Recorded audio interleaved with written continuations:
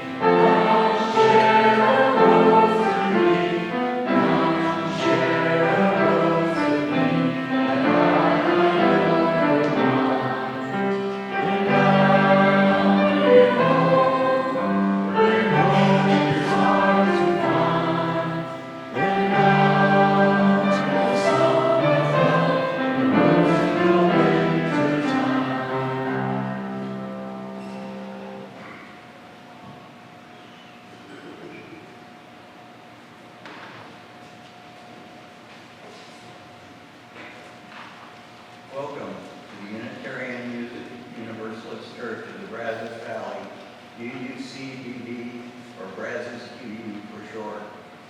My name is Rob McGeekin, and I'm serving as your worship assistant today.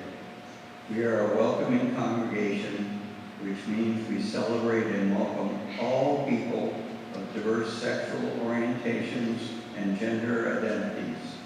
We also strive to welcome people across diversities of race, age, ability, immigration status, and belief.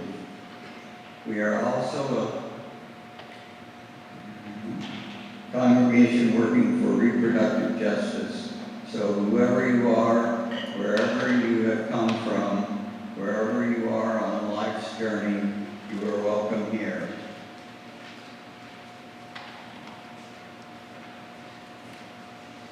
Our call to worship today,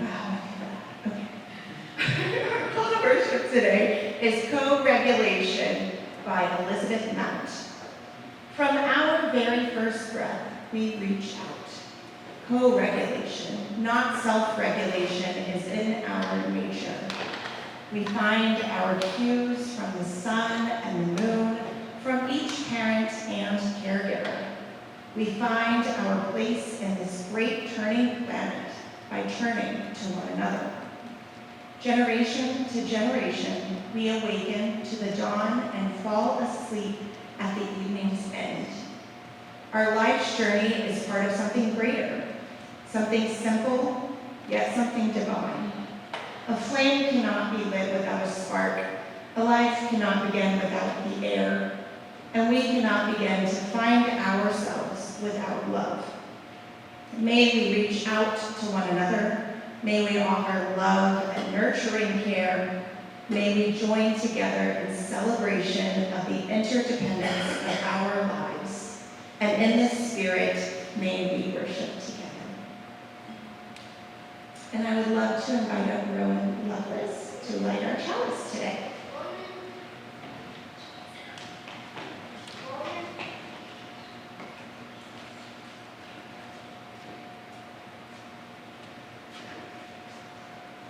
Please say our chalice lighting words with me. We light the chalice, the symbol of our Unitarian Universalist faith, as a beacon of hope for all who seek justice, dignity, and compassion. And our celebration of the life of truth and meaning we share together.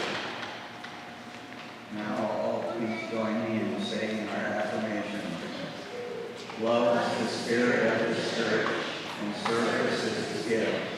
This is our great privilege to dwell together in peace, to seek the truth and love, and to help one another.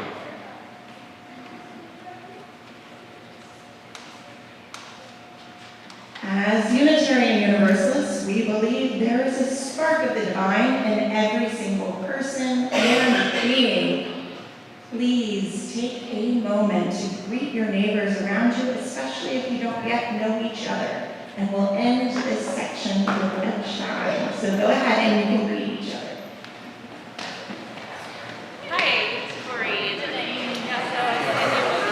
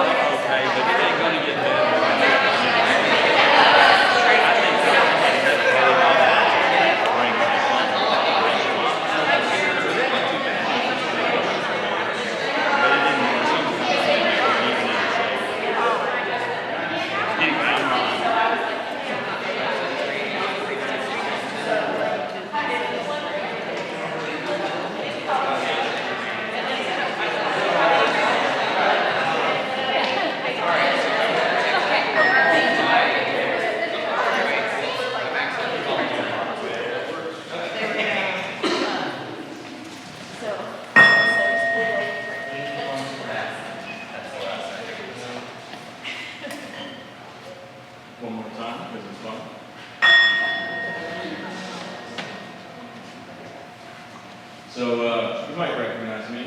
You might recognize I'm a little out of place today. But we thought that it would be a good little Father's Day thing to incorporate a story that's actually about Juneteenth and being a father. And so our story is Juneteenth for Macy. And turn my game down.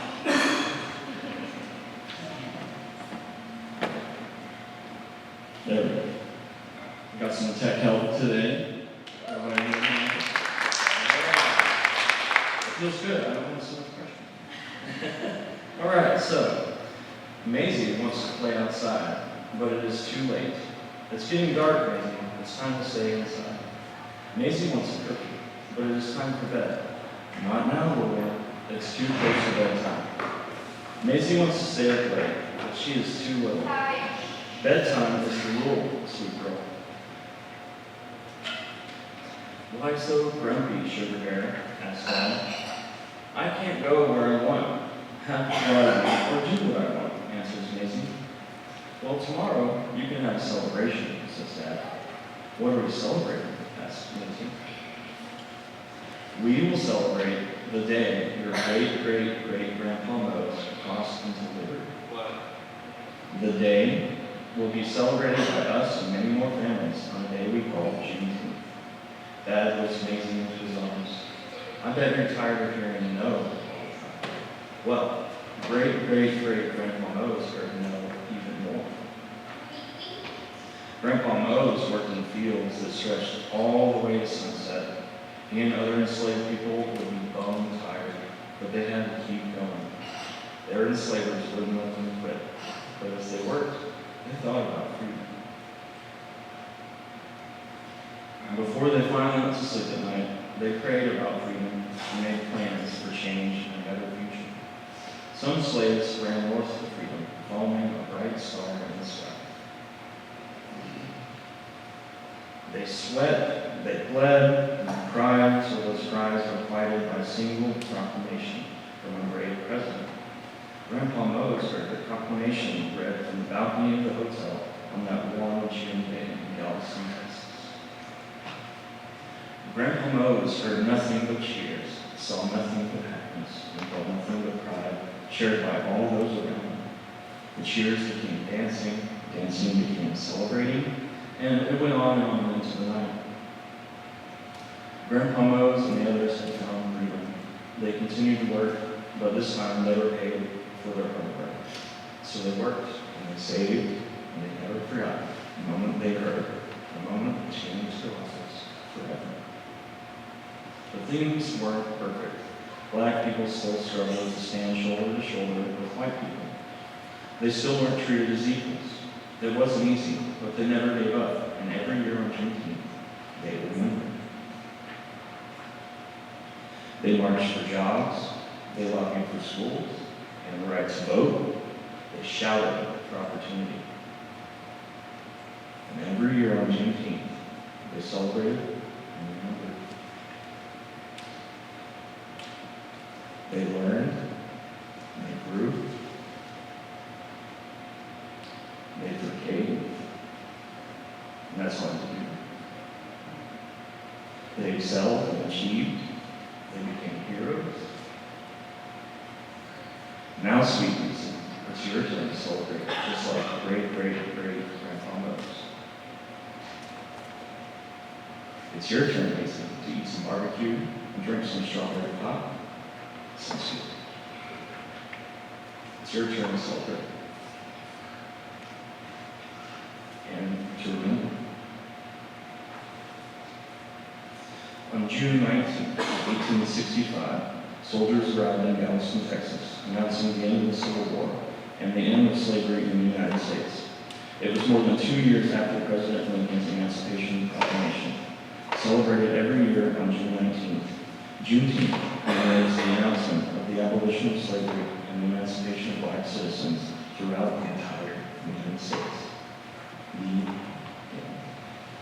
And now, you might know this little number called This Little Light of Mine. This little light of mine, I'm gonna let it shine. This little light of mine, I'm gonna let it shine. Both of those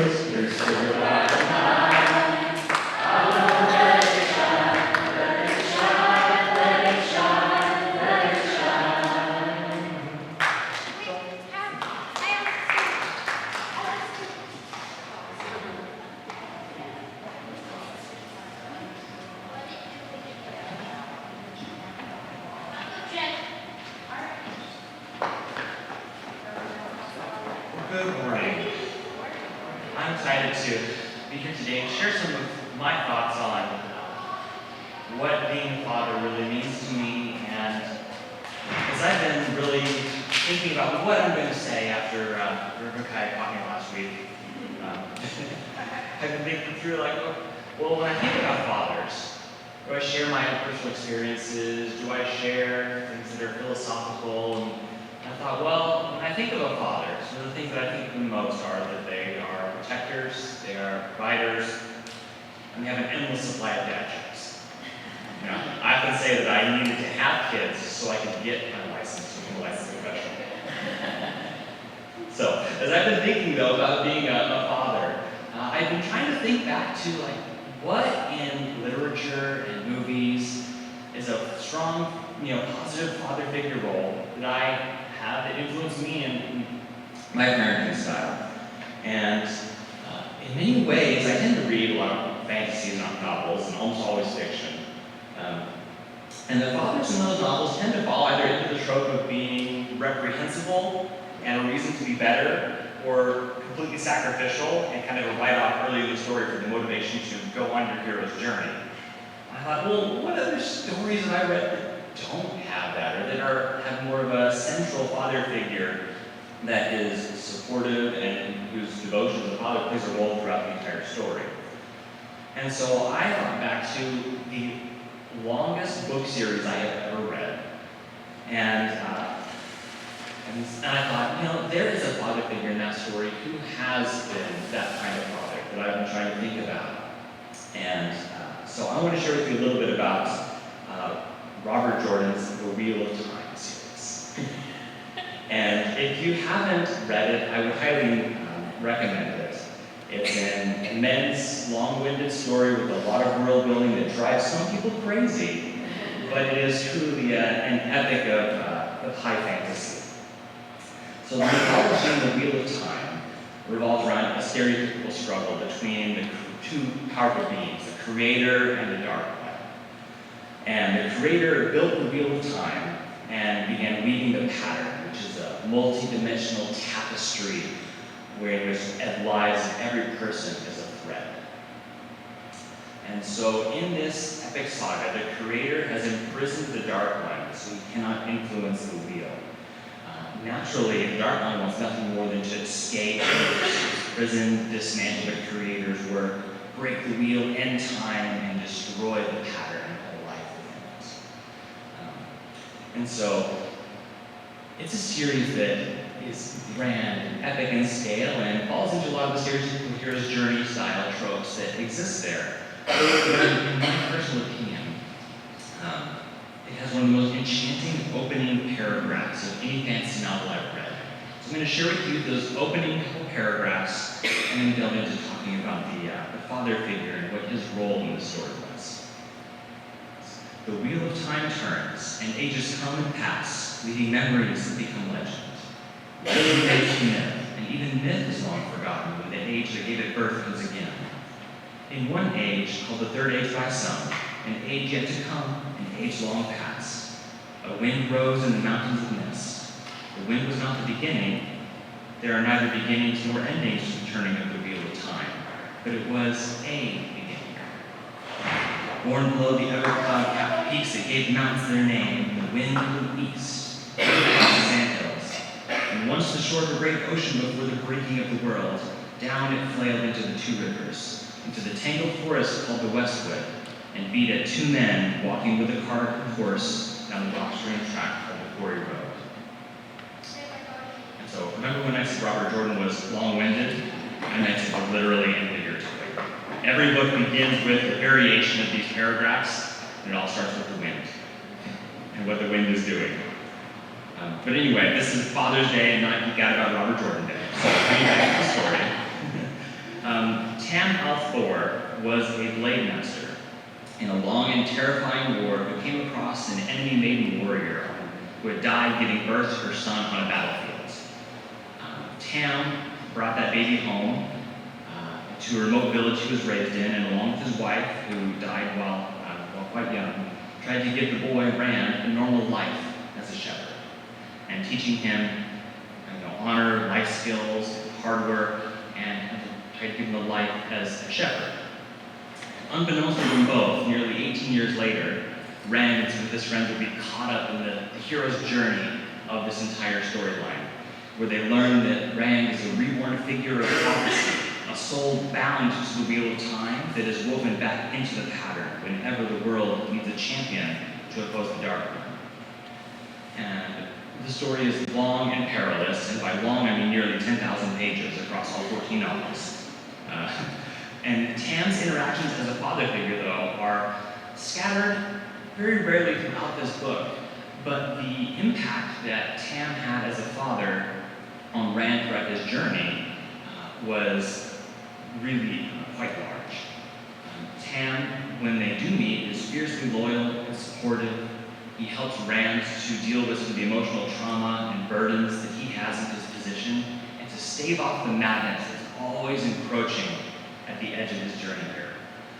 And Rand thinks of his father often, even when they are not together. And toward the end of the story, after Rand has come to know some of the details of his past lives, those lives as he's bound to the pattern and pulled in time and time again, he comments to one of his companions how, in a moment of weakness, the Dark One almost had him. He almost fell and fell off of his path to try to defeat the Dark One. And if he had been who he was in his past lives, he would have fallen.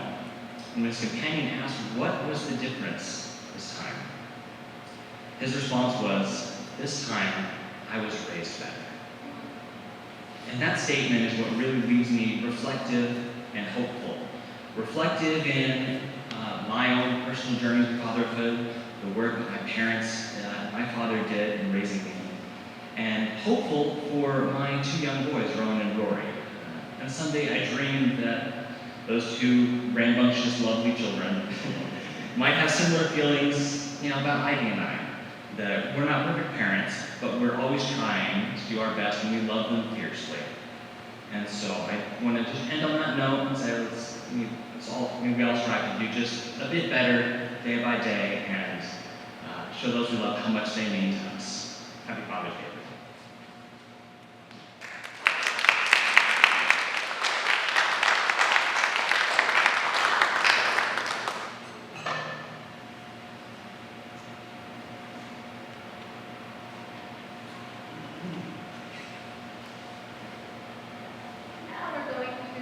Sing a song that is new to me, but I really like the message. So if you know it, feel free to sing along. I'm just going to play the melody to help us learn it. If you don't know it, you could just read the words, enjoy the music. It's called Break Not the Circle, and it's about drawing a space big enough to fit everyone.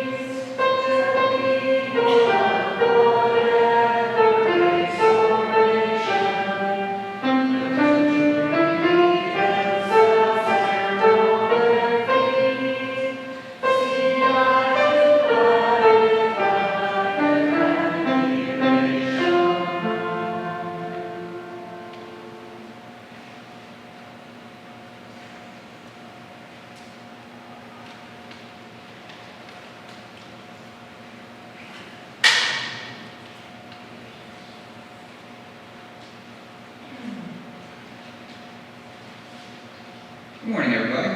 I'm Nathan Putman, and for those of you who don't know me, I've been coming here since February. I've got 3 kids, and one is James, he's 11, Eliza is 8, and Miriam is 5. And I certainly appreciate the opportunity that Allison gave me to think about what fatherhood means to me, and I'm definitely apprehensive about sharing that with you. But then I sort of realized in all this that if speaking about being a dad is anything like being one, then societal expectations are pretty low, and being around is the bar to clear. And so here I am, being around. And honestly, with my kids, it can feel that way. Like I'm just trying to run out the clock and keep everyone from getting hurt, hungry, or upset until it's time to brush teeth and go to bed. And some of those feelings just come from, I guess, my own feelings of inadequacy that contribute to the sense that I have little to offer besides just sort of physical presence. But what really helps in some ways is this mindset, sort of reflecting a little bit more, that I need to be what I want for my kids to have. And so then I feel like, well, I can model, I feel like I can model the attention, the excitement for life that I want them to have. And in trying to be that example, I feel like I'm enriching my own life, I'm enriching their lives, and there's a lot more, as part of being around, which is still important, right? But there's a lot more compassion, there's more patience, there's more willingness to try things, there's more playfulness, and I find myself much more pleasant and interesting to be around and all of that. And there are fears, of course, that exist. I worry that I will wound or stunt these beautiful little creatures that I'm supposed to be teaching and caring for and protecting. But then there's also a lot of reassurance that comes in seeing them act compassionately, and seeing them come up with a clever solution, and seeing them say something hilarious. And then I realize that it's not me. I'm not having to make them into happy or healthy people alone. They have their own desires, their own drives, their own agency to help, to become those strong, resilient, and whole people that they are. And my role is to help them create themselves, giving them room, encouragement, and a model to do that. And so then, to operationalize that, I try to do things like pick them up as much as possible, do things that will broaden their horizons beyond what they're socially typical things, perhaps, because you get plenty of that from society already. And so for us, that's things like going out and catching and releasing turtles and toads and ducks in mostly public places, and collecting plants and those sorts of things. And just sort of trying to sort of give a physical example that they don't need to constrain their joys and appreciation for life to what the societal norms are. And so yeah, those are sort of my thoughts. And I guess woven through here sort of concerns about societal norms, but some societal norms, they're not all bad. Some are worth really leaning into. And Warren alluded to, I think one of the best ones probably are our dad jokes. And so I was going to leave y'all with my kids' 2 favorite dad jokes. So my girls, their favorite joke right now is, so a guy walks into a bar, and he's got this salamander on his shoulder. He walks in, and the bartender says, what's this? And he's like, oh, it's my pet. He's like, oh, well, does your pet have a name? And the guy says, yeah, his name's Tiny. He said, well, why is his name Tiny? And the guy says, because he's minute. So, girls like that one. I do too. I mean, I think it's just because there's salamanders in it. My son's favorite joke is, again, right now, his favorite is, a guy walks into a bar and says, ouch. All right, well, thanks for the time to chat.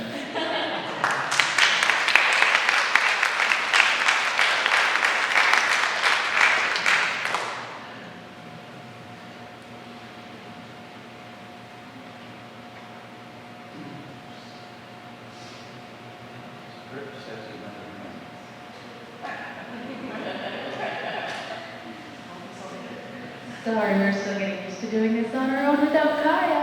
But we know you guys love us, so thank you.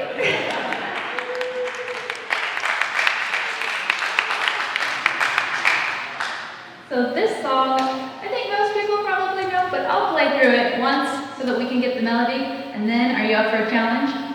You want to try these around? Yes. Yeah? Yeah? All right, okay. You gonna help me, Lori? Yes, you can have some chairs. All right, I'm going to play the melody, and then we will challenge ourselves.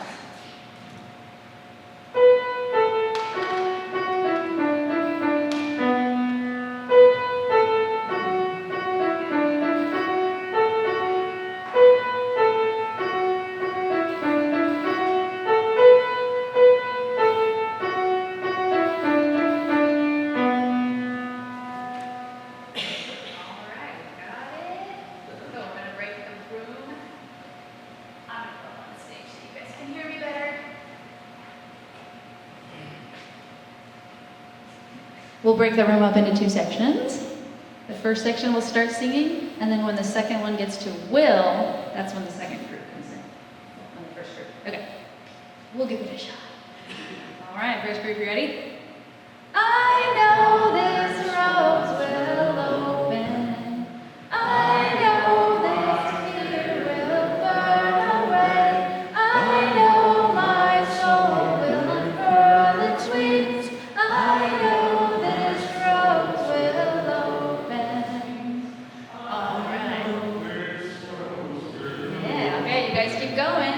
And then we're going to bring in another part. Yeah. I know my soul will unfurl its wings. I know this rose will open. All right, first section, keep going. I know this rose. I know this rose. I know my fear. I know my fear. I know my soul. I know my soul. I know this rose. I know this rose. All together now. I know this rose will open.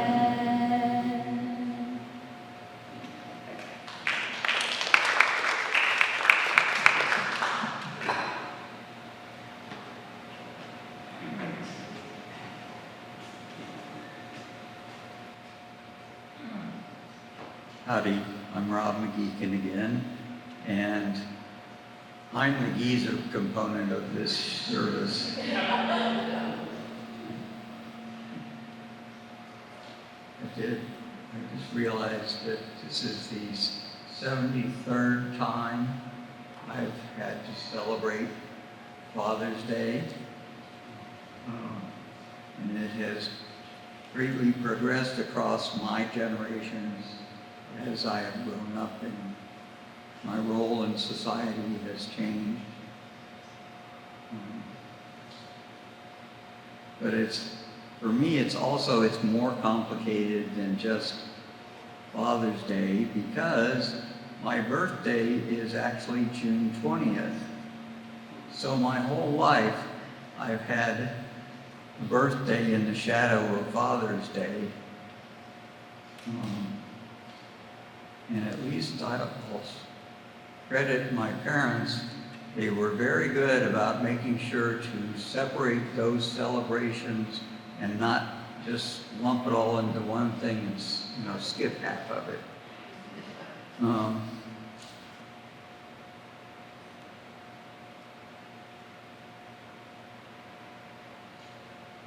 So anyway, so I have gone through the perspective of Father's Day of being a boy and a teenager and growing up, and going to college, and still having a father figure who was definitely around and involved in my life. One of the things that he was most vehement about was he was an Eagle Scout, and he was of the generation that scouting in the United States had just barely started when he was born.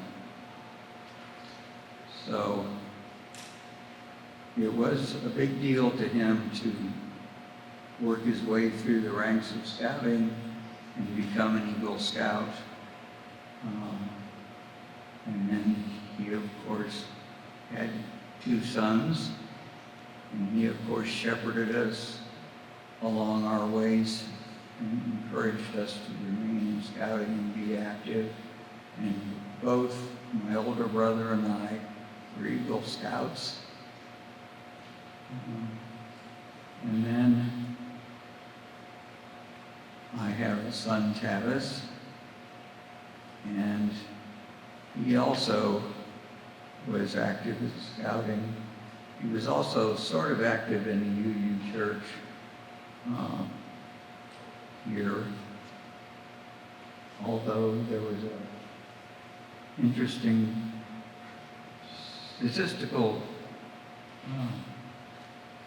factor that happened in that there were, when Tavis was a teenager, there were 2 boys in the congregation, and I don't know, somewhere between 5 and 10 teenage girls. So you can see where the youth group tended to go. But I was also involved as a scout leader with Tavis, and then I also was a Sunday school teacher in junior high here at UUCBV.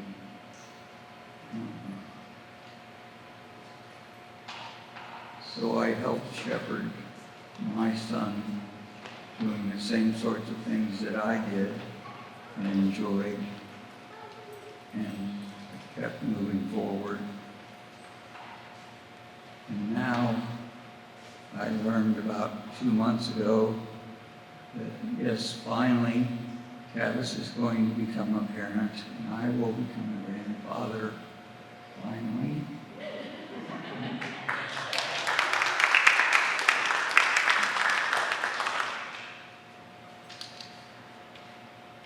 But it also was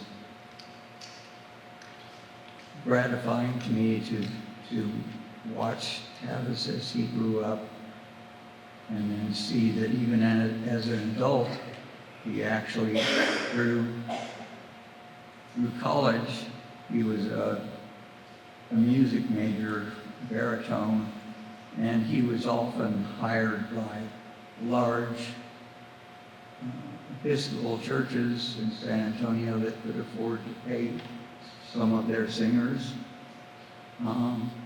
So he actually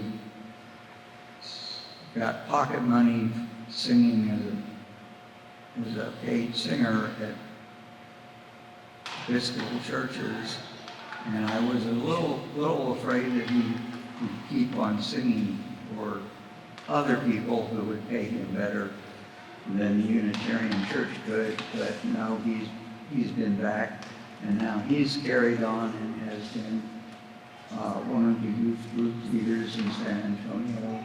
And he is very firmly entrenched in being a Unitarian Universalist in San Antonio where he lives.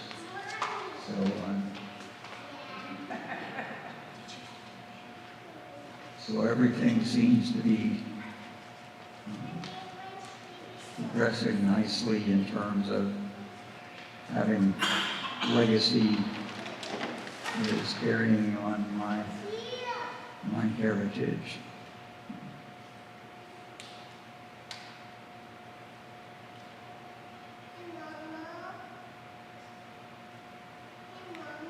And the next generation is due in September, so I'll keep you informed when that progresses.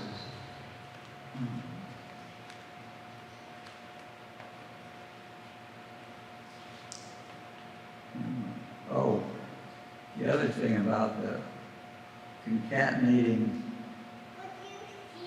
celebrations, when I moved to Texas in 1975, there was just a few places that were talking about having another celebration, this funny thing called Juneteenth, which I'd never heard of until I came here from Kentucky to go to graduate school. And actually, I think Brazos County was probably one of the first parts of Texas that did regularly celebrate Juneteenth. So now I get to go from Father's Day to Juneteenth to Happy Birthday on the 20th.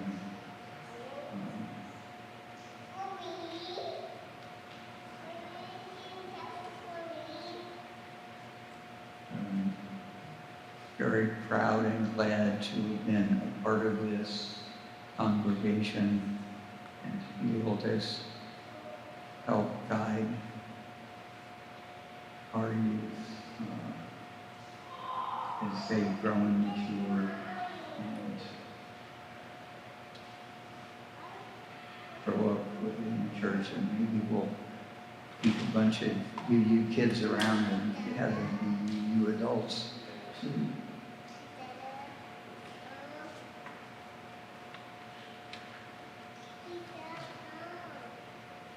So I guess that's my Father's Day wishes, that we're able to shepherd our flock of kids to stay within the church and have a good experience. Okay.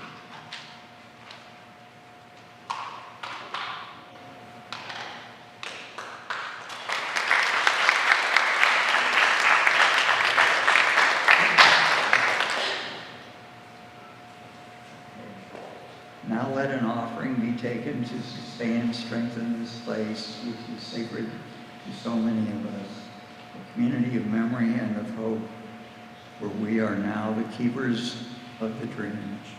This church shares the proceeds of the offering plate donation every week to help support important nonprofit organizations with which we work. The 4 groups we voted to support with this year's donations are African American Museum, Brazos Valley Blessings, the Pride Center, and Brazos Mobile Food Pantry. We vote on this every May at our congregational meeting. Please be as generous as you can.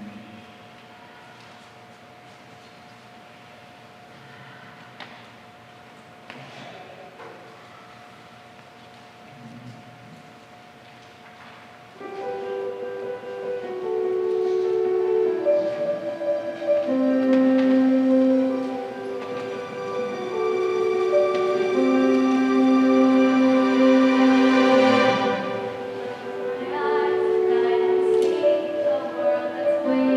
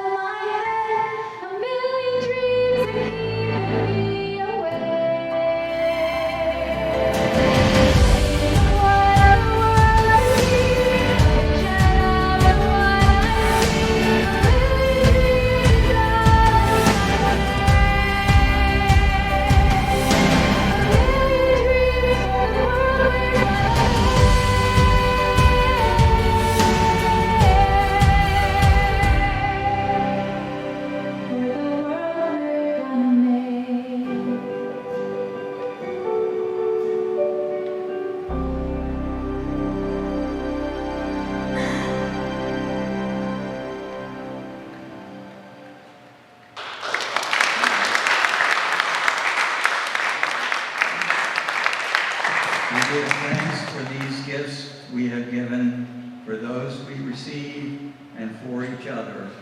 May your generosity return to you tenfold. And now the announcements that we have at the moment.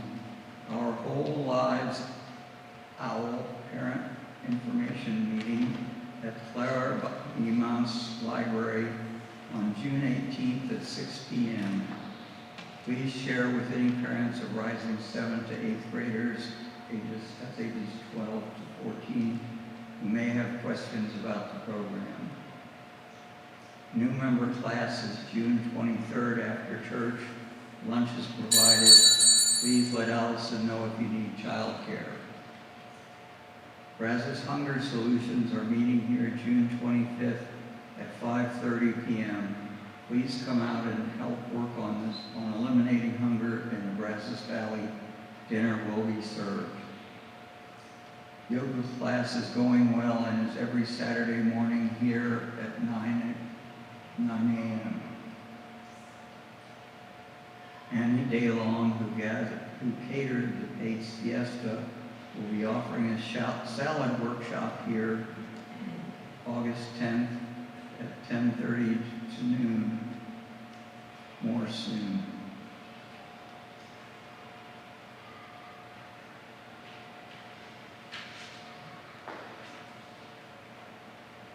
Now, please join me with extinguishing the chalice. We extinguish this flame, but not the light of truth, the warmth of community, or the fire of commitment. These we carry in our hearts until we gather together again.